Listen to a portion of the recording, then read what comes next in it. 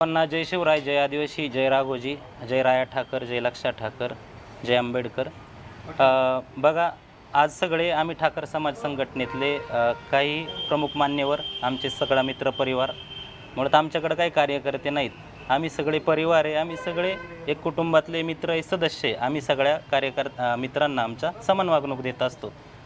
आम्ही फक्त चेहरा असावा म्हणून आम्ही कोणीतरी दोन शब्द बोलता येणारे माणसं नेतृत्व करतो, नाही तर आमच्यामध्ये समान पातळीची वागणूक असते. असे सगळे या गोरगरीब समाजातले आमचा मित्रपरिवार असेल, आमचे बांधव असतील, आम्ही सगळ्यांनी मागच्या जवळपास 1 महिन्यामध्ये विविध प्रकारे ह्या तालुक्यामध्ये एका चांगल्या प्रवाहात जाण्याचा विचार करत अनेक बैठका घेतल्या. अनेक प्रकारचे प्रलोभनं आले, अनेक प्रकारे आम्हाला दाबण्याचा प्रयत्न केला. आजसुद्धा राजूरमध्ये आमच्या 5-6 गाड्या साहेब अडवल्या गेल्यात. त्या 5 म्हणजे दबाव तंत्राचा वापर झाला, वेगवेगळ्या पद्धतीने आम्हाला थांबवण्याचा प्रयत्न केला. परंतु कार्यकर्त्यांची एक इच्छा होती की आपण योग्य प्रवाहात जाऊ. तो योग्य प्रवाह निवडताना आम्ही मागच्या 8 दिवसांमध्ये आम्ही काय केलं, वाड्या वस्त्यांवर गेलो, सगळ्यांचा कल बघितला. म्हणजे मोकळं सांगतो, पिपाणी वाजून पाहिली लोकांना आवडत नाही, तुतारी वाजून पाहिली आवडत नाही, बाकी डांगर सफरचंद यांचा काही विषयच नाही. मग आता सगळ्या पोरांनी ठरवलं की आपण कल घ्यायचा आहे. कल घेत असताना प्रत्येक आया बहिणींना विचारलं, त्यांनी सांगितलं लाडक्या बहिणीसारखी अतिशय चांगली योजना या सरकारने आणली. काही झालं तर ही योजना बंद पडली नाही. ही योजना जर बंद पडायची नसेल तर आम्हाला हे सरकार पाहिजे, आणि हे सरकार पाहिजे तर आम्हाला माननीय आमदार किरण लामटे साहेबच परत आमदार पाहिजे. हा झाला आमच्या आया बहिणींचा कल, आमच्या माता भगिनींचा कल. आमच्या तरुण पोरांना जेव्हा प्रश्न विचारले तेव्हा तरुण पोरांनी सांगितलं, MIDCचा आज फक्त नारळ फुटला आहे, पण MIDC प्रत्यक्षात उतरवायची असेल, त्या MIDCत जर आम्हाला रोजगार पाहिजे असेल तर आम्हाला हाच माणूस आमदार लागेल.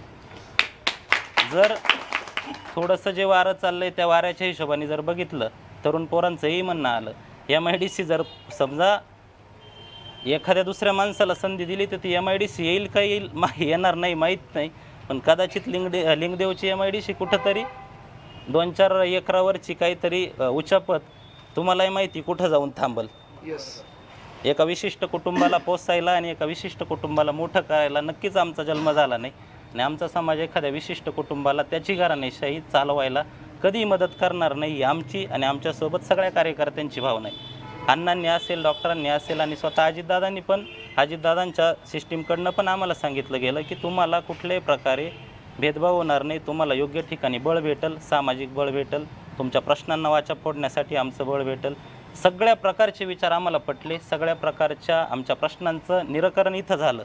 म्हणून सगळ्यांनी ठरवलं की आपण ह्या योग्य प्रवाहात जाऊन आमदार साहेबांना आता नामदारापर्यंत पोहोचवायचं, आणि त्यासाठी आम्ही जीवाचं रान करू. आम्ही आमच्या शब्दाला, आमच्या वचनाला बांधिले. अण्णा, तुम्हाला इथं येण्यामागचं अजूनही एक कारण सांगतो. काय झालं आहे, तुम्हीच हे घड्याळ, आमचा जन्म 90, 92, 95चा, तुम्ही आम्हाला घड्याळ शिकवलं. आमच्या अंगातून आणि रक्तातून घड्याळ काही जात नाही. त्याच्यामुळं या घड्याळासोबत, या चिन्हासोबत, अजितदादांसोबत आम्ही आहे तोपर्यंत राहण्याचा शब्द देतो.